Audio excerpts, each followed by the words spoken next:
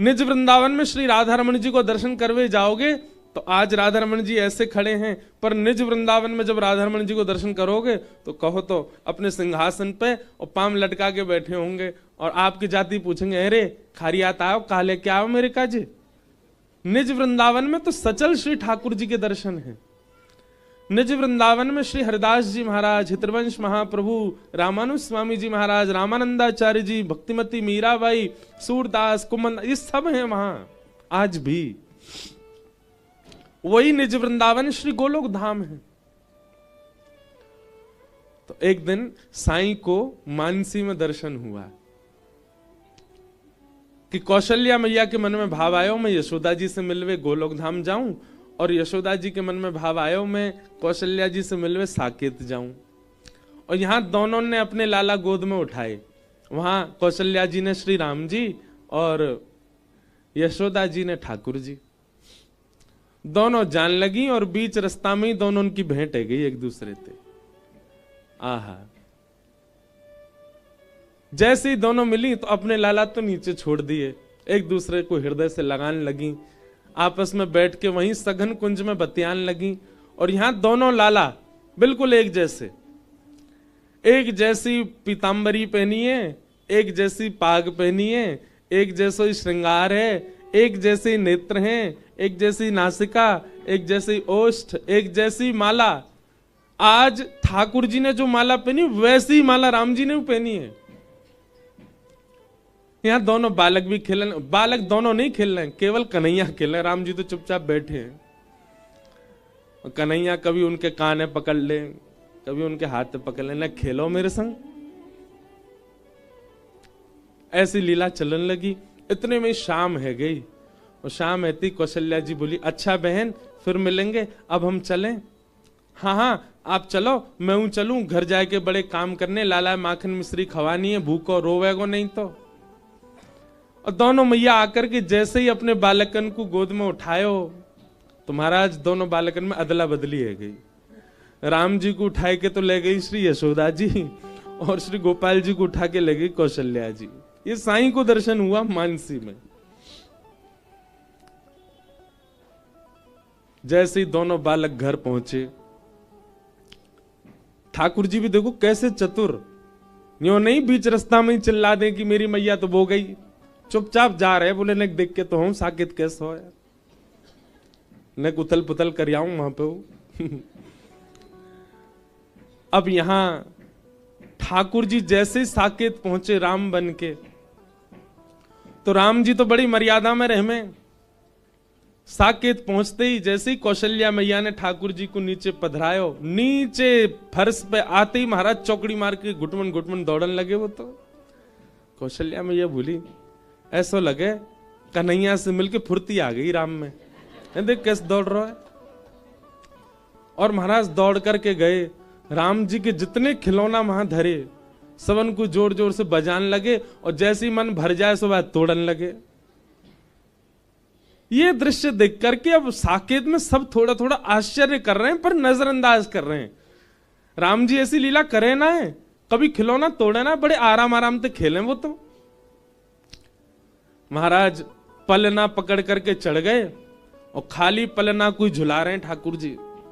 थोड़ी देर झुलाया, थोड़ी देर झुलावे के बाद ऐसी जोर से धक्का दियो, पलना ऊपर से टूट के नीचे गिर गो।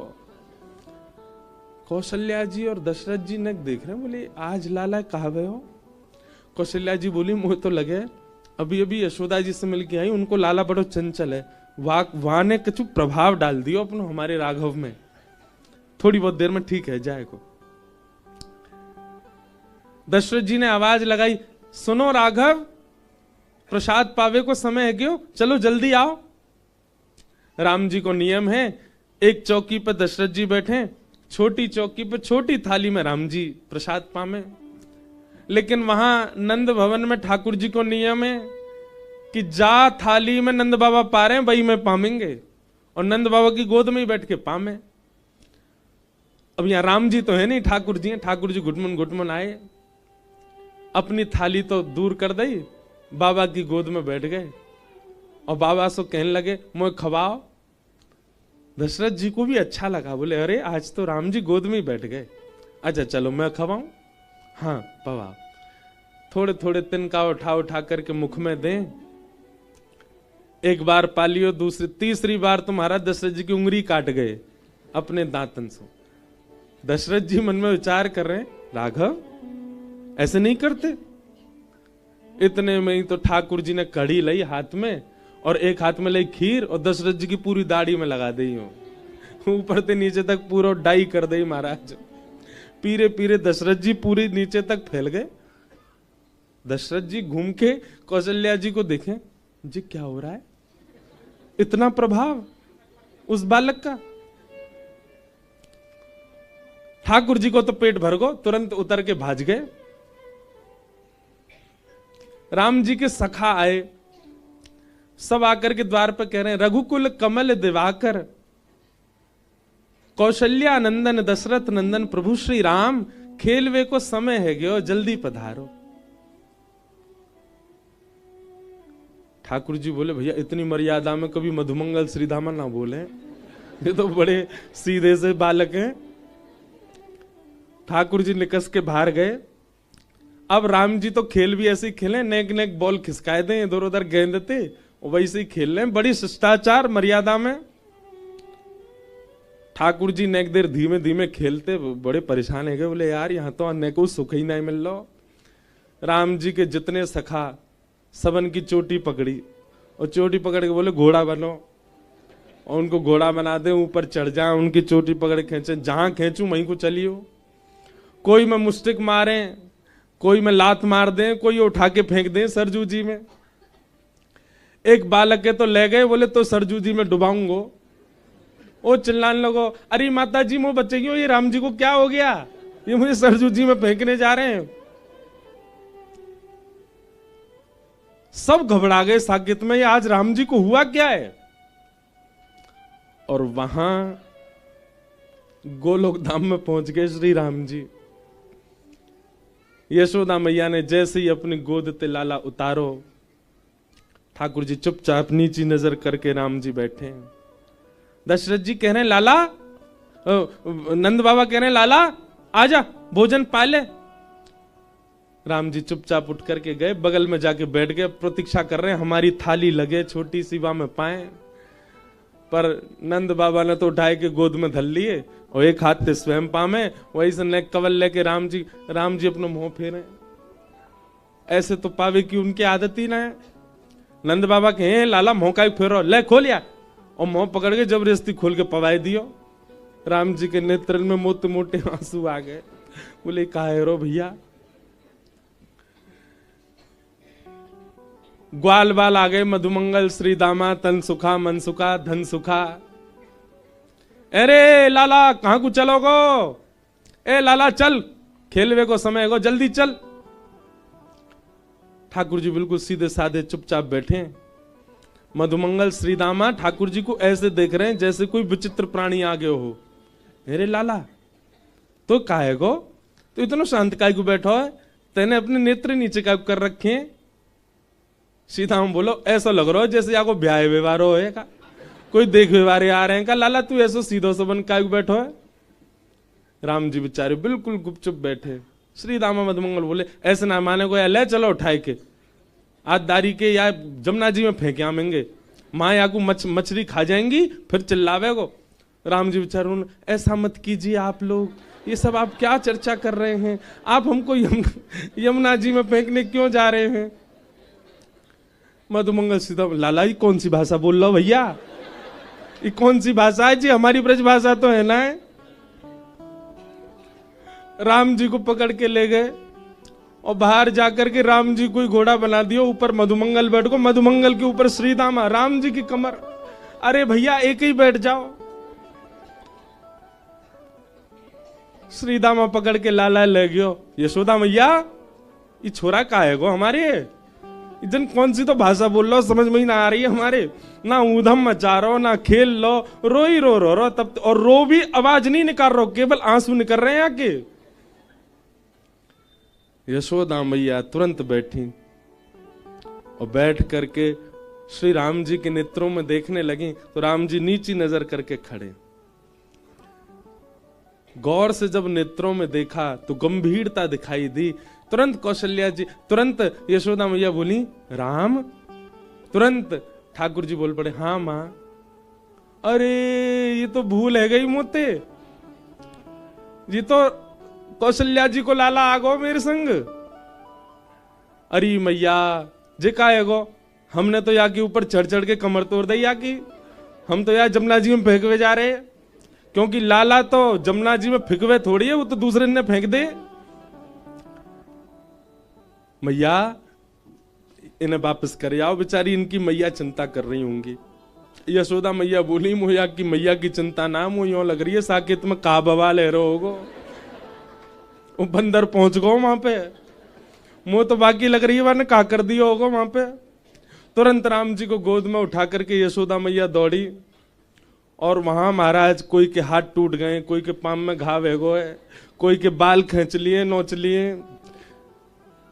कोई दो सिपाही ऐसे हैं वो खिलावे गए ठाकुर जी को, उनकी बड़ी बड़ी दाढ़ी, दोनों उनकी दाढ़ी में गांठ मार दी और दोनों छूटे ही नहीं पा रहे हैं एक दूसरे से।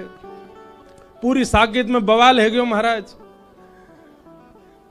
कौशल्या मैया ने लाला उठाए, लाला उठा करके दौड़ी, बीच रास्ता में दोनों मिल गई। जैसे ही दोनों मिली यशोदा मैया बोली अरे बहन ये तो कैसो काम भयो आज, दोनों बालक अदला बदली है गई, लो पकड़ो अपने माटी के मत होना, बैठो ही रे कछु करे ही ना जे, तो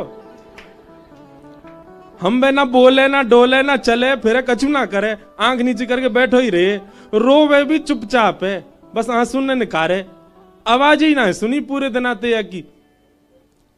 कौशल्या मैया बोली तुम भी पकड़ो अपने बंदर है, जे शांति ही ना है बैठे, पूरी साकेत में हल्ला करे आयो है। ऐसा दृश्य सबरे खिलौना तोड़ दिए राम जी के। दोनों बालकन को जैसे ही नीचे पधरायो, यहाँ राम कृष्ण दोनों एक दूसरे को हृदय से लगा रहे हैं, और कौशल्या मैया और जानकी जी एक दूसरे को हृदय से लगा रही हैं।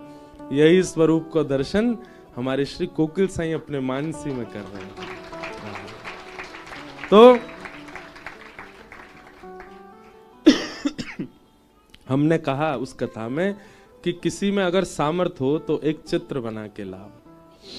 आज एक बालक चित्र वो लेके आई हो, सामने है। हमने कही ऐसा चित्र बनाइयो कि पता नहीं चले राम जी कौन से और ठाकुर जी कौन से। तो मेरे पास कम से कम 70 चित्र आ चुके अब तक, लेकिन आज साईं के यहाँ की कथा में ही ऐसा चित्र आया जिसमें पता ही नहीं चल रहा कि इनमें राम जी कौन से और ठाकुर जी कौन से। देखो ये यहाँ पे ने वो करो, क्लोज अप करियो, वहां में टीवी में दिखेगा, पकड़ियो भैया ने अच्छे थे, हाँ मेरे भरोसे मत छोड़ दियो। ये देखो सामने दिख रहे हैं, एक से ही नेत्र, एक से ही नासिका, एक से ही मुखमंडल, एक सी पाग, एक सी कदकाठी। अब बताओ यहाँ में ठाकुर जी कौन से? ठाकुर जी वो हैं जिनने कंधा पे हाथ धर रखो है। क्यों? राम जी तो बेचारे सीधे ही खड़े रहेंगे, ठाकुर जी हैं खींच रहे हैं उनको अपनी ओर। तो इतने दिनों से चित्र बन रहे थे, जितने भी बालकों ने दिए हमको, सबके चित्र बहुत सुंदर, एक से एक अद्भुत। पर हमने कही थी जैसे साईं को दर्शन हुए कि राम कृष्ण में भेद ही नहीं पता चल रहा है, वो चित्र आज साईं की कथा में ही आया है। तो हमारी तरफ से आज ये साईं को ही भेंट है, उन्हीं की लीला की कथा उन्हीं को ही भेंट कर रहे हैं। बोलो मिथिले बावल साईं अमा की। ऐसे हमारे साईं, उनके मानसी के भाव। कभी किसी ने सोचा भी नहीं कि रामकृष्ण भी मिले, पर साईं ने विचार किया। तो धन्य है कि हम इस आंगन में बैठे हैं, उस महापुरुष के आंगन में बैठे हैं जो ऐसे भाव रखते थे ठाकुर जी के प्रति। और ये गोपनीय है। आज वृंदावन में इतने वर्षों से ये स्थान है, वृंदावन के लोग नहीं जानते। हमको इस कथा के लिए, प्रचार के लिए कोई ऐसा नहीं है कि इसीलिए गोपनीय, क्योंकि प्रेम जितना गोपनीय रहा जाए उतना बढ़े। महाराज जी हमको ज्यादा प्रचार नहीं करना कि सब लोगों को पता चले स्थान कौन सा है, कैसा है। जो लोग सुन भी रहे हैं ना, वो भी बाहर से ही प्रणाम कर जाए करियो द्वार को, कभी साईं की आज्ञा होगी तो द्वार खुले मिल जाए तो भीतर आ जाई हूं, दर्शन कर जाए करी हूं। लेकिन यह स्थान अद्भुत है और अत्यंत अंतरंग और गोपनीय है। ऐसे स्थान को हम प्रणाम करते हैं। इसलिए यहां कथा कहना सुनाना मेरा सौभाग्य होता है, इसलिए यहां मैं भाव से आता हूं। जय।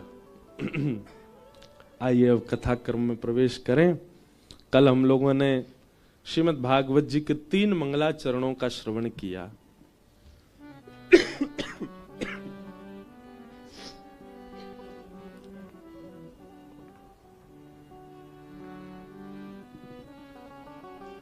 कई लोग पूछते हैं कि महाराज जी अगर हमें मानसी चिंतन करना हो तो कैसे करें। बहुत ध्यान से सुनो। सबसे पहले तो एक प्रातःकाल ब्रह्म मुहूर्त उठने का नियम रखो। दूसरा, स्नान आदि करने के बाद अपने गुरुदेव के मंत्र का जाप करो और बहुत निष्ठा से उत्साह से होना चाहिए। वो जबरदस्ती वाला नहीं होना चाहिए कि अरे 4 बज गए उठना पड़ेगा नहाना पड़ेगा। उसमें उत्साह दर्शन होना चाहिए। उत्साह कब मानो कि बिना अलार्म के 4 बजे उठ गए, उसको उत्साह माना जाता है। उत्साह में करना है। अपने गुरु मंत्र का जाप करो। आदि आदि करने के बाद में ठाकुर जी जो आपके सेवा के उनको शयन में ही रहने दो। उन्हीं के सामने बैठ के अपने हाथन में थोड़ा इत्र अंकित करके और ब्रजरज को तिलक आदि करके, जो भी आपके संप्रदाय को भाव है वो करके, फिर नेत्रबंद करके सघन कुंज को स्मरण करो। कुंज को स्मरण करो, नदी को स्मरण करो, पर्वत को स्मरण करो। क्योंकि ब्रह्म मुहूर्त है, इसका मतलब है रात्रि का ही स्मरण होना चाहिए कि चंद्रमा की थोड़े थोड़े प्रकाश में सब कुंज दिख रही है आपके मानसी में। और मानसी में जाते ही सबसे पहले यह भाव रखना है कि आप ठाकुर जी की एक सहचरी हैं, सखी। आप पुरुष हैं तब भी आपको सखी भाव ही रखना है कि आप सहचरी हैं। उसके बाद आप सबसे पहले अपने गुरु घर जाएंगे। जहां भी आपके गुरु जी विराजते हैं वहां गुरुदेव के पास जाना है। गुरुदेव के चरणों में जाके वंदन करना है। गुरुदेव भी सखी रूप में है। ऐसा वृंदावन महिमा और वृंदावन के जो भजवे वारे हैं उनके लिए उनका ये भाव रहता, वो सखी भाव में ही सब सेवा में जाते हैं। फिर गुरु जी के संग, गुरु जी के आश्रय में गुरु जी लेकर के जाएंगे निकुंज में। और वहां निकुंज में सैया पर पौड़े हैं दोनों युगल सरकार।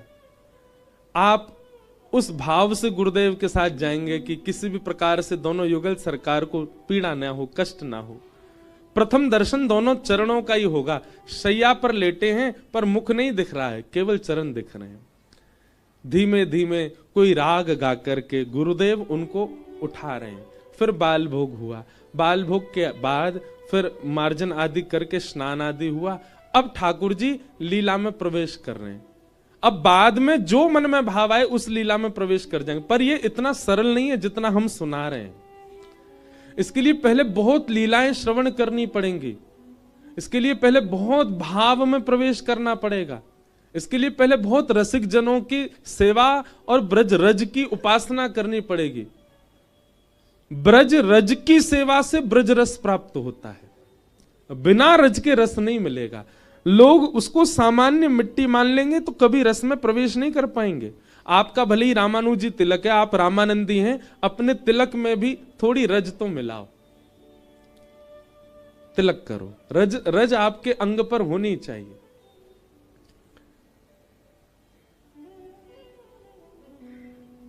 बिना गुरु के, बिना गुरु दर्शन के आप मानसी में नहीं जाइए।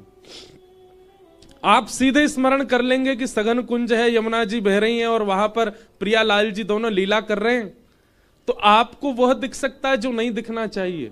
लेकिन अगर आपके गुरु उस लीला में विराज रहे हैं, एक सखी रूप में या फिर सामान्य गुरु रूप में वे विराज रहे हैं, एक वृक्ष के नीचे गुरुदेव बैठे, ऐसी भावना हो जाएगी तो फिर लीला में जो अपराध बनना होगा वो नहीं बनेगा गुरु कृपा से। लेकिन कईयों का गुरु में इतना विश्वास ही नहीं है, केवल दीक्षा ले ली है, गुरु के वचनों के प्रति इतनी भावना ही नहीं है, उनसे भी अपराध बनेगा मानसी में। और एक बात हमारी हाथ जोड़ के सुन लीजिएगा, मानसी में यदि एक अपराध बन जाए तो वर्ष भर तक या 6 महीने तक पुनः मानसी में नहीं जाना है। फिर आपको नाम जप के द्वारा, अपने भोजन प्रसाद की शुद्धि के द्वारा, अपने गुरु घर और रज की सेवा के द्वारा 6 महीना तक ऐसे ही रहना है। खूब लीला कथा सुननी है, सत्संग सुनना है, फिर प्रयास करना है अब मानसी में जाए। फिर आपको भी ऐसा इतना सरल नहीं होता है। हमारे ब्रज के रसिकों ने या हमारे साईं ने भी बहुत समय दिया है सेवा को, बहुत समय दिया है आराधना साधना को, तब जाकर के उस मानसी की स्थिति में पहुंच पाए। तो समय दीजिए थोड़ा, इतनी जल्दी मानसी में प्रवेश नहीं मिलेगा। तो कुछ नियम है, इनका पालन करो। गुरु के वचन अटल कर मानो, साधु समागम कीजिए, मन रे कृष्ण नाम कह लीजिए। गुरु कृपा बहुत आवश्यक है। आइए अब कथा क्रम में हम लोग प्रवेश करें।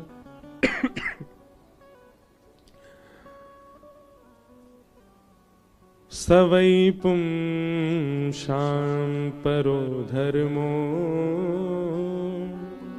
यतो भक्ति यदोक्षजे अहैतुक्य प्रतिहता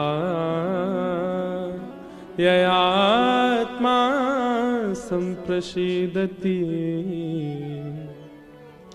बहुत सावधानी से सुनो। सवै पुंसां परो धर्मो यतो भक्तिर अदोक्षजे। सभी प्राणी का परम धर्म क्या है? धर्म क्या है? पूजा करना। और परम धर्म क्या है? वही पूजा सेवा में परिवर्तित हो जाना। वृंदावन वासी पूजा नहीं करते, वृंदावन के उपासी सेवा करते। पूजा और सेवा में अंतर क्या है? पूजा अपनी मनोकामना के लिए होती है और सेवा ठाकुर की राजी के लिए होती है, ठाकुर की प्रसन्नता के लिए होती है। वृंदावन वासी पूजा नहीं करते, वृंदावन वासी सेवा करते। बिहारी जी की पूजा नहीं होती। लोग कहते हैं हम पूजा करवे जा रहे हैं बिहारी जी, तो सुनने में ही अटपटा सा लगता। बिहारी जी की और पूजा, बिहारी जी की पूजा ना होवे, बिहारी जी की सेवा होवे, राधा रमन जी की सेवा होवे, गिरिराज जी की सेवा होवे, राधा वल्लभ जी की सेवा होवे, पूजा नहीं। कान पकड़ के कहें, पूजा ब्रज से बाहर ही रहती है, यहां तो सेवा रहती है, यहां तो सेवा होती है ठाकुर जी की। और सेवा में अपनी इच्छा प्रधान होती ही नहीं है, अपने सुख का विचार होता ही नहीं है, वहां केवल ठाकुर के सुख का विचार किया जाता है। इसलिए हमारे वृंदावन की रीति में ऋतु के अनुसार ठाकुर जी को वस्त्र पहनाएंगे, ऋतु के अनुसार इत्र की सेवा करेंगे, ऋतु के अनुसार ठाकुर जी के अब फूल बंगले अब नहीं बनेंगे बिहारी जी में। क्यों? क्योंकि शीतकाल आ गया। ठाकुर जी को पुष्प का बंगला नहीं बनेगा। क्यों? ठाकुर जी को सर्दी लग जाएगी। मंदिरों में आप जाएंगे, थोड़ी और सर्दी बढ़ेगी तो अंगीठी रखी जाएगी, उसमें कोयला रख करके सुरघाए जाएंगे। क्यों? ठाकुर जी ताप रहे हैं। ये पूजा में नहीं होता, ये सेवा में होता है। कई भाव ऐसे हैं। अब हम नाथ द्वार में श्रीनाथ जी पीछे विराज रहे हैं, श्रीनाथ जी की सेवा में मिश्री भोग रखा जाता। तो मिश्री ऐसे नहीं रखी जाती हमारे यहां जैसे मिश्री होती है। वो मिश्री कैसी होगी? बिल्कुल गेंद की जैसी, जैसे बॉल होती है ना, ऐसी बिल्कुल चिपटी मिश्री होगी। तो हमने पूछे, मैंने ऐसी मिश्री काहे को? तो कहें, बोले 3.5 बरस के लाला हैं, अब भाई 2 दांत आए हैं, 4-5 आए नहीं है। तो ठाकुर जी को खुजली होती है अपने मसूड़ा में, तो ऐसे मिश्री गेंद की सी उठामे और हम करके अपनी मसूड़ा की खुजली मिटा ले। तो ये हमारी ऐसी मिश्री। अब ये पूजा में नहीं होता, ये सेवा में होता है। आज भी नाथ द्वार में श्री ठाकुर जी 6:30-7 बजे तो शयन हो जाएगा। क्यों? क्योंकि ठाकुर जी कलयुग के प्रभाव से 10 बजे शयन नहीं करते। वहां की मान्यता ऐसी, बोले जब नंद यशोदा का काल था तब 6-7 बजे ही सो जाते थे। इसीलिए ठाकुर जी को शयन उतने बजे ही होवे, 4 बजे उत्थापन मंगला हो। किसी ने मुझसे कही थी ये बात, बोले महाराज जी हम नाथद्वार गए, वहां सुबह 5:30 बजे, 4:30 5 बजे मंगला हो गई ठाकुर जी की। वृंदावन में भी कई मंदिरों में इतनी जल्दी मंगला हो जाती है। हमारी आपकी तरह आलसी जीव थोड़े ही है ठाकुर जी, हमारी आपकी तरह रात भर व्हाट्सएप थोड़ी चलाना है। मधुमंगल ने कहा भेजो श्रीदामा ने कहा शेयर कियो मोए ठाकुर जी तो शयन में चले जाए 9:30 10 बजे के बाद। कई भाव हैं, कई जगह भाव है शयन में जामे, कई जगह भाव है ठाकुर जी रास में गए। और क्योंकि 4 4:30 बजे यशोदा मैया की नींद खुल जाए तो मैया देख वे आवे लाला को, तो कई जगह रास के पदों में भी ऐसा भाव है कि भोर होत ठाकुर जी रास से भागते हैं। क्यों? यशोदा मैया जाके चद्दर टटोलेगी, कहां गए हो लाला। तुम यशोदा मैया उठे उससे पहले आके ठाकुर जी चद्दर ओढ़ के पड़ जाए। अब देखो यहां दूसरा भाव, जिन मंदिरन में सवेरे 4 बजे मंगला है रही है, वहां को भाव यह कि यशोदा मैया ने आके चद्दर उघार के देख ली है कि लाला सो रहा है कि नहीं।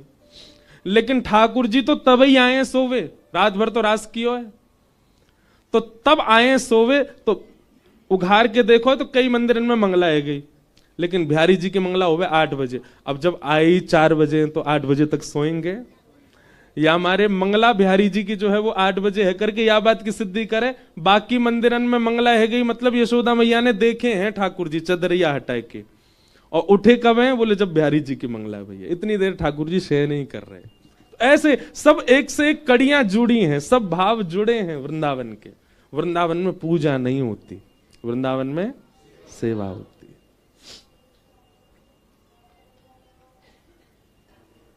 तो धर्म क्या है? पूजा करना। और परम धर्म क्या है? सेवा करना। और सेवा सबके जीवन में नहीं आती बंधु, सेवा भी भाव वाले के जीवन में ही आती है। आपके चाहने से सेवा नहीं आएगी, ठाकुर जी के चाहने से सेवा आती है। अच्छा, आपके चाहने से ठाकुर जी आ जाएंगे, पर वो सेवा का विस्तार ठाकुर जी की कृपा से होता है। उसके लिए किसी किसी को खूब तड़पना भी पड़ता है, पर ठाकुर जी करते हैं कभी ना कभी अनुग्रह। तो सवई पुंसाम परो धर्मो, यहां की कथा वृंदावन परख ही हो रही है, तो संपूर्ण भागवत के अर्थ भी वृंदावन परख ही हो रहे हैं, इसलिए उस भाव से सुनिएगा। सवई पुंसाम परो धर्मो यतो भक्तिर अदोक्षजे अहैतुक्य प्रतिहता। सभी प्राणी मात्र का परम धर्म क्या है? अहैतुकी ठाकुर जी की भक्ति करना। अहैतुकी भक्ति मतलब सेवा। अहैतुकी भक्ति, अहैतुकी भक्ति का दूसरा रूप क्या होता है? चाहे जीवन में जो हो जाए पर हमारी सेवा ना रुके, चाहे हमारे जीवन में जो हो जाए पर हमारी सेवा होगी, हमारा सेवा भाव रहेगा।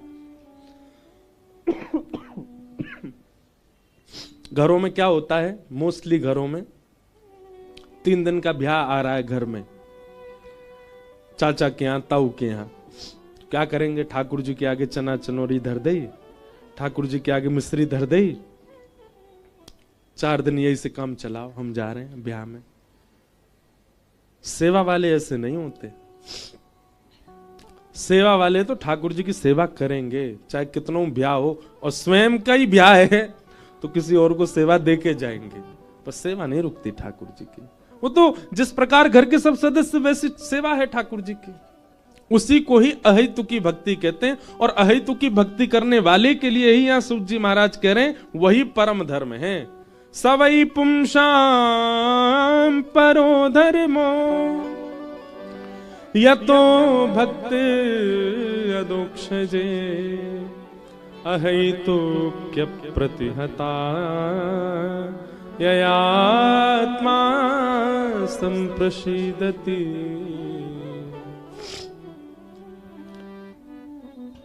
पूज्य श्री मलुक पीठ वाले महाराज जी एक बार एक भाव सुना रहे थे।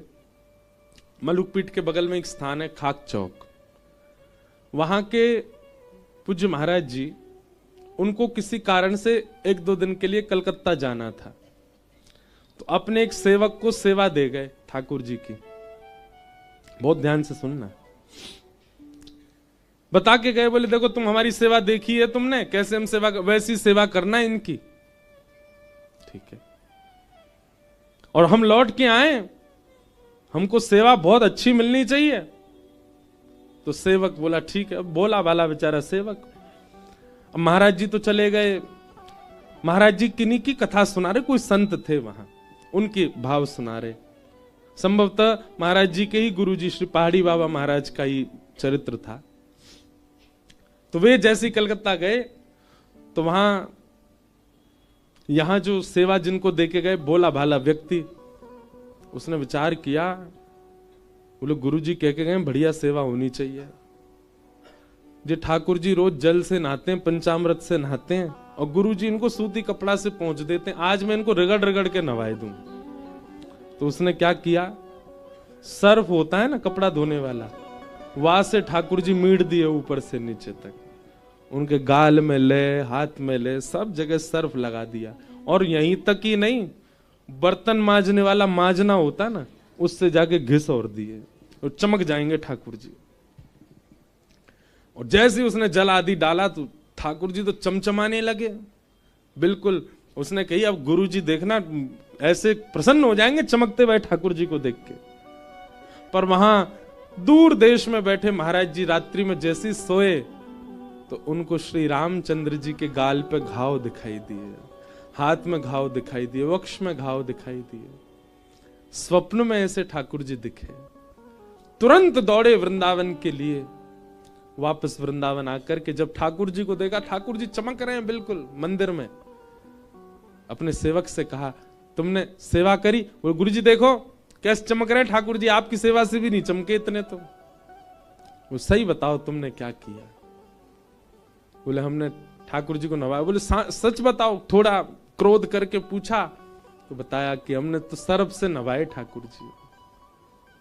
महाराज जी के नेत्र सजल हो गए। फिर 15 दिन तक, जब तक ठाकुर जी पुनः स्वप्न में नहीं आ गए, तब तक रोज लेप बनाते, और लेप बना करके ठाकुर जी के श्री अंग पर लगाते, और नित्य औषधि बना करके ठाकुर जी को पिवाते प्रसाद में। 15 दिन तक जब ये क्रम करते रहे, 15 दिन बाद जब ठाकुर जी स्वस्थ होकर के उनको स्वप्न में दर्शन दिया, तब लेप लगाना और औषधि पिलाना विश्राम किया। और फिर समझाया ये पाषाण तुम्हारे लिए हैं, परंतु ये साक्षात ठाकुर जी हैं। हम इनकी सेवा करते हैं, हम क्या भाव रखते हैं वैसा ही क्रम हो जाता है हमारे साथ। हमने कितनी बार अनुभव किया हमारे लाल जी का। रात्रि में कई बार झारी जी में जल नहीं पधराया जाता ढंग से, मुझे रात भर प्यास लगती है, और सुबह देखने जाते हैं तो सेवा में पता चल जाता है झारी जी में जल नहीं था रात्रि में, इसीलिए प्यास लग रही। ये जुकाम भी भयो, निश्चित ही हमारे लाल जी को सर्दी लगी है, या हमारे आज सवेरे थे कोयला की अंगीठी धरवा दी है ठाकुर जी के आगे। ठाकुर जी को मोजा नहीं पहनाओ, हाथ में मोजरी नहीं पहनाओ, सो निश्चित है। अच्छा, मोए भी पता है कि कारण मेरे अस्वस्थता को कारण कहा है। यहां आवे से पहले एक दिन आगे काजे में कहीं गए हो, वहां उनको लेके नहीं गए हो, वही बात से नाराज है गए, मोए क्यों ना लेके गए हो, और वहां की सर्दी से मोए सर्दी करवाए दी है। मानो ठाकुर जी ऐसा बतावे कि मोए है गई है सर्दी, अब तू मेरी सेवा कर, तू ठीक है जाएगा। कितनी बार ऐसा हुआ, औषधि नहीं ली, ठाकुर जी की सेवा में परिवर्तन कर दिया, उसी से ही स्वस्थ हो गए। तो क्योंकि वो पाषाण नहीं है, प्रत्यक्ष है। अहेतु की सेवा करने वाले को अनुभव होने लग जाता है। अहेतुक्य प्रतिहता ययात्मा संप्रसीदति। तो परम धर्म क्या है? न विच्छिन्न होने वाली भक्ति ठाकुर जी के प्रति, उसी को ही परम धर्म कहते हैं।